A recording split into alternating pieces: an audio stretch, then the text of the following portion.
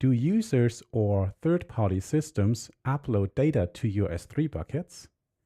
How do you ensure that viruses, trojans, ransomware, and other kinds of malware are detected before causing harm? My name is Andreas, and besides sharing my learnings about all things AWS at cloudonaut, I'm building bucketAV, a solution to protect Amazon S3 and Cloudflare R2 from malware. My brother Michael and I started bucketAV back in 2009, and today we are scanning buckets for more than 1,000 customers worldwide, and here is how it works.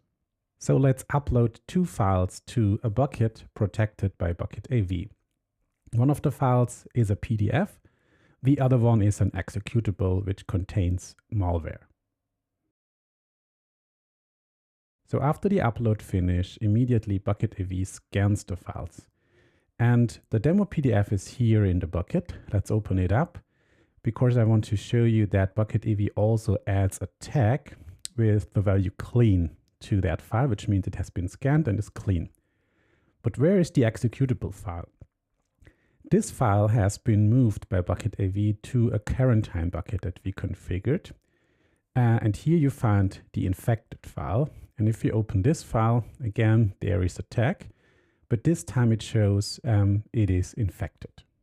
So quarantining infected files in a separate bucket is one way to protect your users. Besides that, I've configured bucketAV in a way to create findings in Security Hub for every infected file found. On top of that, bucketAV sends me a weekly report containing all the scan results of the files that have been scanned. Let me walk you through our resilient, cost-effective, secure, and scalable architecture. It all starts with users uploading data to an S3 bucket.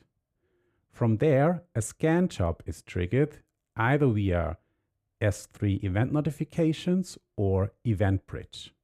Those scan jobs are stored in an SQS queue, and a fleet of EC2 instances polls the queue for new scan jobs.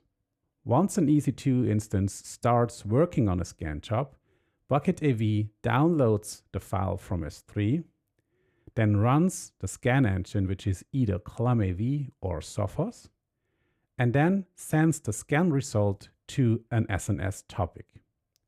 After that, the file downloaded to the instance gets deleted immediately.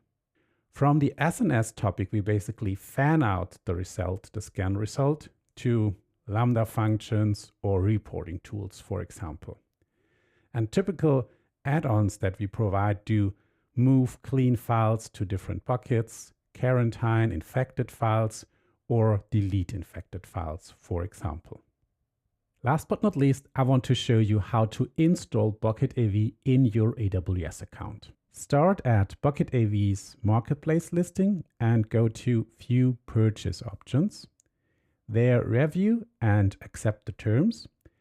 Wait for the subscription to become active and then continue with the configuration. As the fulfillment option, we recommend the dedicated public VPC, and you also have to choose the region where you want to deploy bucketAV. Then continue to launch. Here, select Launch CloudFormation and press the Launch button. You're getting redirected to CloudFormation. The first step is already complete, so press the Next button.